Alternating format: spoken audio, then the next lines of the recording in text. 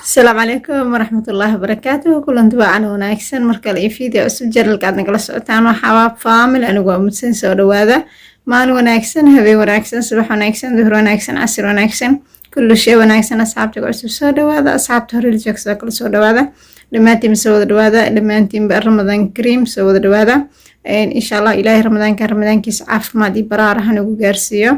ilaahina hanaga dhigo kuuloo dambi dhaafo because waxaan galnay 10kii dambe soo marka insha Allah ilaahay dambigeena ha dhaafo insha Allah waxaan noo wadaa qisada koor fadlan please channelka taa ku cusubta subscribe noo soo like share comment saxibada loo dagaado ma san tahay subscribe ku saareen oo like gareen oo share gareen saxibada noogu share gareen waa ma san tahay إن شاء الله إلهي قف كستون نجح نوصل هنا عافمات تعمل هنا نوصيه because حاجة ضد بدن عافمات كأن هي سنة أنا هي سنة هسبتالة كجرا سامر إن شاء الله إلهي عافمات تعمل نوصيه إن شاء الله هنا بلا خسدنا قصة وحكي العادين دلك أمريكا كهلا لأمريكا نسودوية إن شاء الله غير حاجين السعودية في الحباب يلا نبلاه إن شاء الله قصدان رنتي إن شاء الله حنرجعنا إن بارتي 2 كسمية because هذا ودرت هاي سو مركا dadkan waxay yiraahdeen qisooyinka noo gaagaabi marka waa khasab inaan bارتي 2 kasoo sameeyo hadii Ilaahay yiraahdo hadii aad jeceshiin qisooyin saas u dheer oo bارتي 2 ilaa bارتي 3 ilaa bارتي 4 gaarayaan insha Allah qaybta commentiga aan idinka ark family xabab inkastoo aad hurudeen oo barkimankii aad qaadatin hadana ka daayada barkimanka qaadanina soo fadhiista commentidiina aan ark insha Allah like-tiina iyo share-tiina yalla noo bilaaba qisadan waxay ku dhacday in gabar lagu magacaabo Larry Mitchell Larry waxay ahayd gabar yar kuna soo kortay darbi jiifnimo laakiin aabaheed wuu joogay aabaheed wuxuu ahaa yani niman waxaa jirayna naaga markay guursadaan oo ilmahoodii hore iyo noloshoodii hore yani dilad garayo soo marka hooyadeed way dhimatay si sheegtay aabaheed wuxuu guursaday gabar kale oo madow ah kasoo jeeday Jamaica soo marka aabaheed wuu hilmaamayba ayada iyo walaasheed ka yar saasina waxay ugu soo koreen darbiyada muddo markay darbiyada ku noolaayeen gabadhii iyo aabaheed way heshiiyeen isku soo laabteen wuxuu bilaabay inuu gabadhiisa rasbad gareeyo xanaanaya muddo ilaa iyo 8 sano kadib ama 9 sano si warbaahinta qorayso waxay isbarteen wiil kale wiilkii markay isbarteen kadib waxay ku heshiiyeen inay isguursadaan way isguursadeen markii la isguursado gabadha way isguursadeen markay muddo wada noolaayeen oo yani guurkooda uu muddo jiray waxaa dhacday in wiilka gabadha qaba iyo gabadha walaasheed si gooni isku yaqaaneen oo yani markii hore gabadhan walaasheed intaysan baran ka hor wiilkan wuxuu xiriir la lahay walaasheed in badan waxaa jirto qof aad taqaanid oo baytal ah ku taqaanid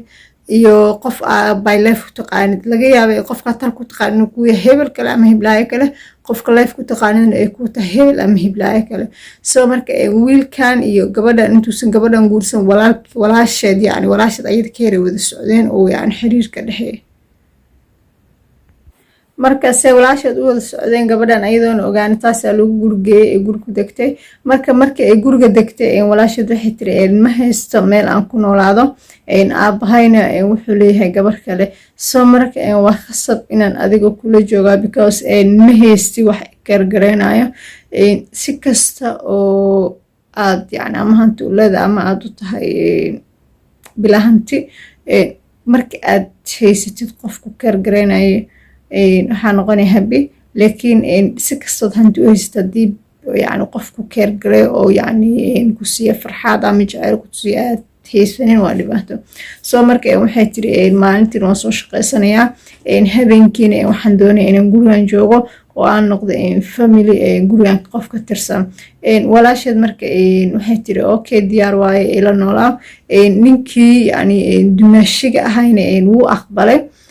laakiin waxaa jirto mid kale taasoo ah gabadhan walaasheed in ayada ay tahay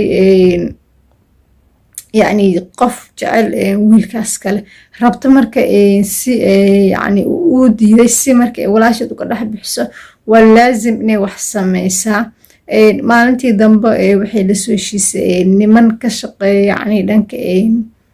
drugska niman drugska shaqeeya soo heshiisay gabadhii walaasha ahayd minis dumaashada ahayd waxay la soo heshiisay niman drugska shaqeeya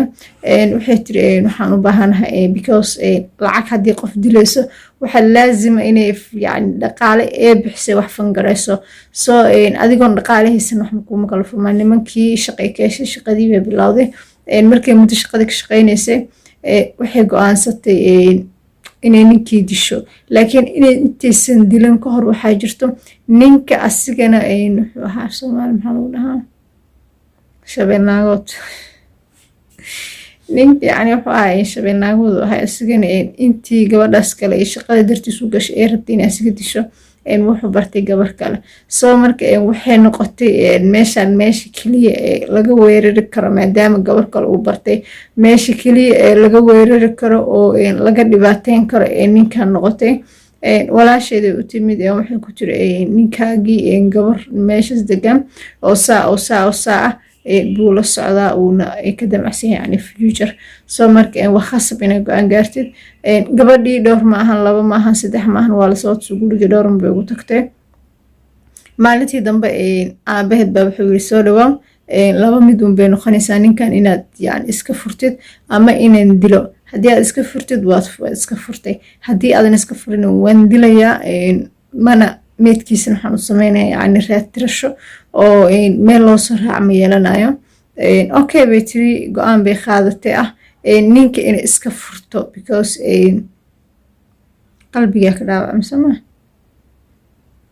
isla markiiba ninkii wax weydiisatay warqadeedii maxkamadeed warqadeedii intuun warqada siinin aabaheed iyo walaasheed waxay sameeyeen